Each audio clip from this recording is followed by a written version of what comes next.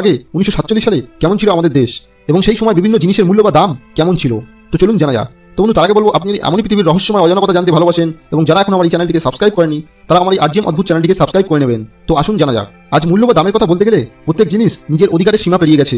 মানুষের রোজগার এবং লাইফস্টাইলের পরিবর্তন হয়েছে, কিন্তু দেশ স্বাধীন হবার পরে এতটা সস্তা ছিল না যে মানুষ সহজেই নিজের জীবনটাকে চালাতে পারে। সেই সময় কোনো জিনিসের দাম টাকা পয়সা ও আনাতে দেওয়া হতো। 1 টাকার কয়েন তখন নগদ চাঁদির সমান ছিল এবং 1 টাকাকে 16 আনা হিসেবে ধরা হতো। এবং টাকা এতটাই শক্তিশালী ছিল যে প্রতিদিনের কেনাকাটা টাকাতেই হয়ে যেত। তার জন্য কোনো বড় নোটের প্রয়োজন হতো না।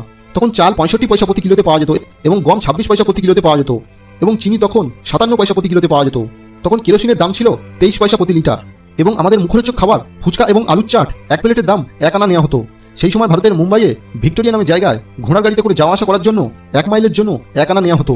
মনে রাখবেন, এই 1 মাইল মানে 1 কিলোমিটারেরও বেশি এবং এই ঘোড়ার এক গাড়িতে প্রায় 5 থেকে 6 জন পর্যন্ত বসতে পারত। তখন আহমেদাবাদ থেকে মুম্বাইয়ের বিমান যাত্রা 18 টাকা ছিল, যেখানে প্রতিদিন প্রায় 10 থেকে 12টা ফ্লাইট যাত্রীদের নিয়ে যাওয়া আসা করতো।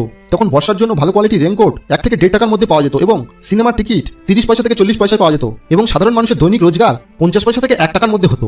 আবার কোনো দিন হতোই না।